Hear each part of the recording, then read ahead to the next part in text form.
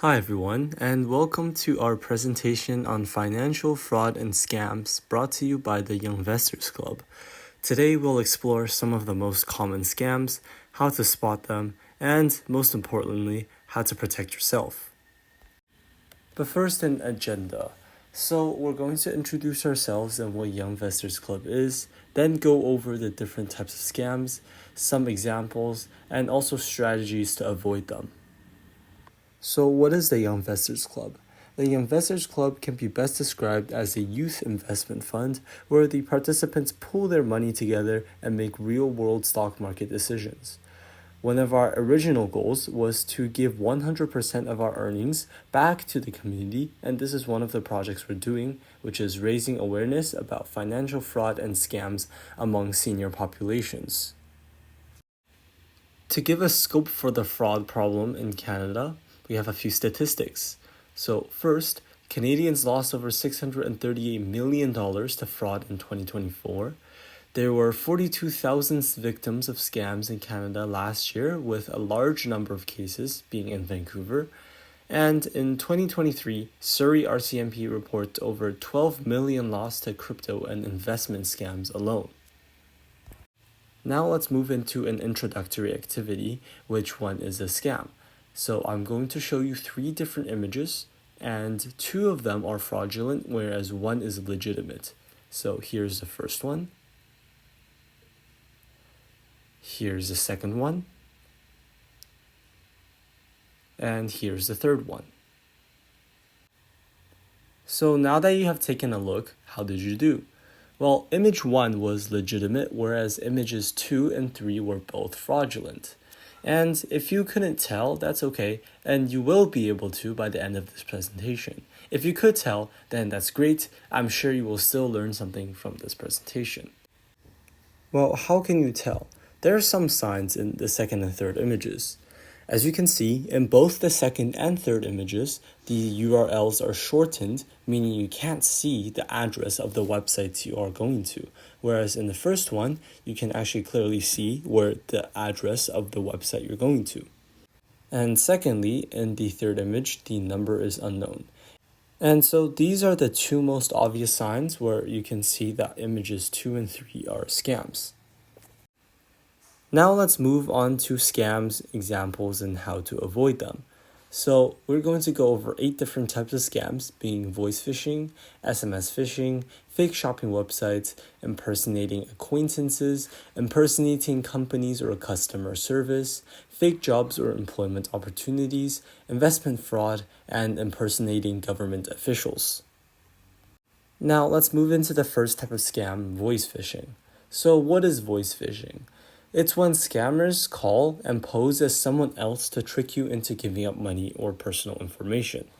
So, for example, a caller can claim to be RCMP and assert that you have to pay for a speeding ticket and must wire $300 immediately to an account. So, how can we spot voice phishing? Well, there are 3 telling signs. First is when the caller threatens you. Second is when the caller demands money, usually immediately. And third is when the caller asks for extremely personal info. And note that when governments or banks call you, they won't demand or make you hand over information or money over the phone. There's always the opportunity or the chance to do it in person at a physical location. How can we avoid voice phishing? Well, it depends on the case, but there are usually a few general strategies. So first is never share personal info freely over the phone. Second is never freely send money over the phone. And third is ensure that the caller has a legitimate phone number. Note that, again, governments and banks won't make you pay or hand over personal info on the phone. You can always do it at a physical location. And secondly, let's move into SMS phishing. So what is SMS phishing? Well, SMS phishing is similar to voice phishing, except it is with text messages rather than calls. So this is when scammers send fake text messages with malicious links that steal data or install malware. And this is actually the type of scam that the images in the opening activity were. So, for example, you might receive a text claiming that you have a delayed package and have to click on a link for updated parcel tracking info. This is exactly the same scenario as in the images in the introductory activity. So, how do you spot SMS phishing? Well, there's three main ways. First is if the SMS contains suspicious links, like the shortened URLs we saw in images 2 and 3 in the introductory activity. Second is if the number is illegitimate. And third is if the message is urgent and threatening. So again, we can see that from the images in the introductory activity, images 2 and 3 were SMS phishing. So how do you avoid SMS phishing? So first, never click on unknown links. You always want to check what the actual full link address of the links you're clicking on are. Second, you want to cross-check with official information. So for example, in the Australia Post example, you want to check that the phone number texting you is actually the official number of Australia Post. And third, you only want to download applications from official sources, so not random files, unsecured files online. Now on to the third type of scam, which are fake shopping sites. So what are fake shopping sites? This is where scammers set up fake online stores to steal your money or personal information. So for example, a Facebook ad might claim to sell TVs for 50% off and tells you to navigate to a shopping site. While the site looks real, you pay, but the TV never arrives. So how do you spot fake shopping sites? First, prices are dramatically lower than official prices. So 50% off, 60% off. You're almost never going to find those deals unless it's a special event. Second is if the site is poorly designed. Usually the people designing these sites are not professionals, so the site design will look worse than official shopping sites. And third is if the site lacks reviews and contact/return info. So one good way to check is if there's people that have bought this product before on the site and if there's full fleshed out policies by sellers on the site. So how do you avoid fake shopping sites? Well, first, stick with reputable retailers, for example, Amazon. Second, use secure payment platforms, so platforms with buyer protection.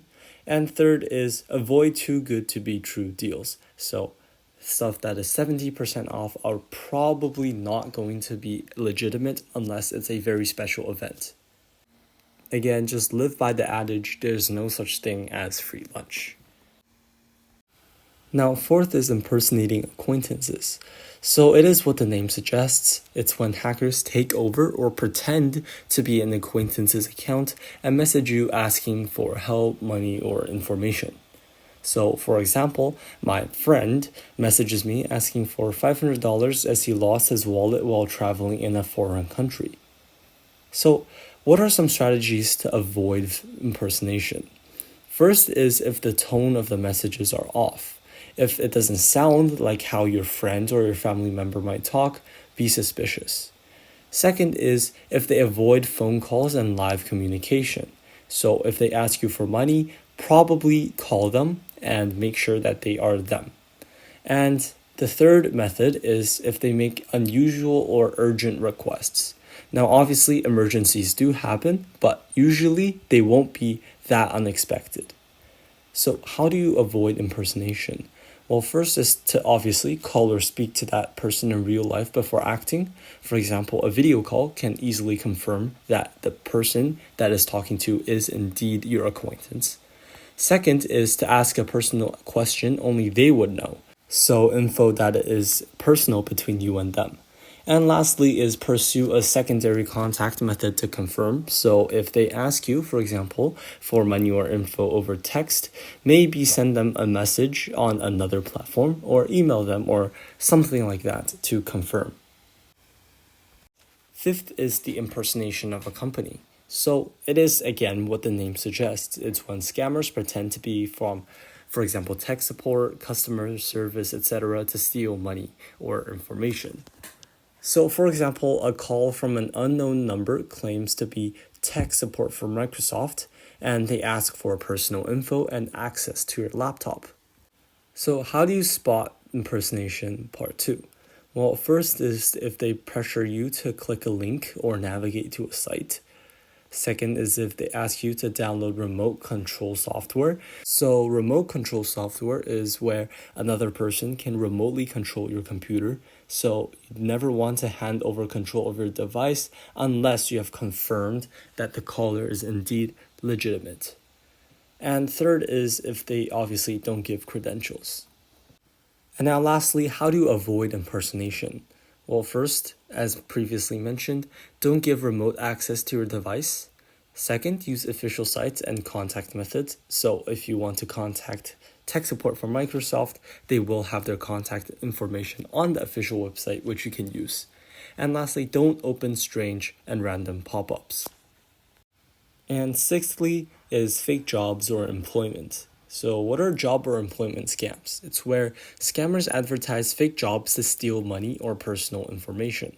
So for example, a local startup looking for new employees asks for money as compensation for training costs.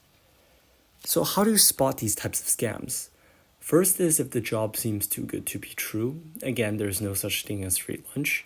Second is you're asked to pay for anything. Employees should never pay the employers. And third is if they pressure you to respond quickly or send personal information. So how do you avoid fake jobs? Well, first is research the company, obviously, make sure that they're legitimate. Second is use official sites and contact methods. And lastly is an official contract from the employer always comes before sending personal information. Aside from the information required on the application, of course, but also just make sure that the application is also from a legitimate source. So again, you should never have to pay a business. For our seventh scam, we have investment fraud. So what is investment fraud? It's when scammers promise high or guaranteed returns to trick you into investing in fake schemes. So, for example, an investment fund manager messages saying that they can double your money with crypto within a year. So, how do you spot investment fraud? Well, first is if the offer has an unusually high return while promising no risk. And second, the offer is limited time only and pressures you in sending money immediately. And third, you're shown fake screenshot of portfolios. So, how do you avoid these types of scams? Well, first you want to research the investment. So for example, if it's a stock, if it's a bond, you want to research the asset first and then check it with official sources. So make sure it's actually officially listed on for example, a stock exchange. And second is talk to a financial advisor, whether that may be a professional financial advisor or a friend or family. And third, you always want to be skeptical of offers with high return and low risk.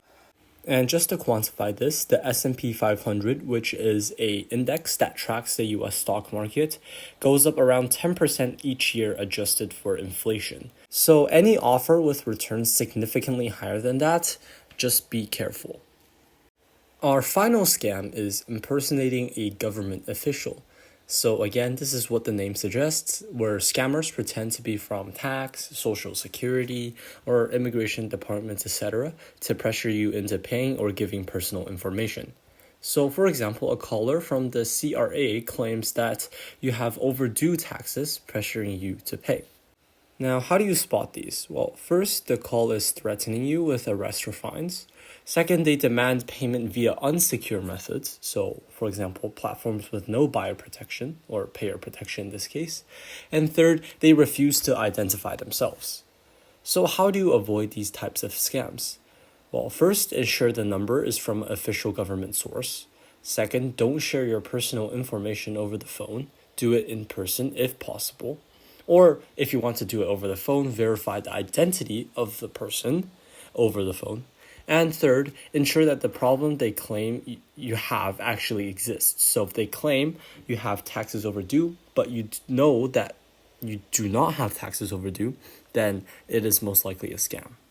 So governments never demand for payments over the phone. You can always do it in an in-person location.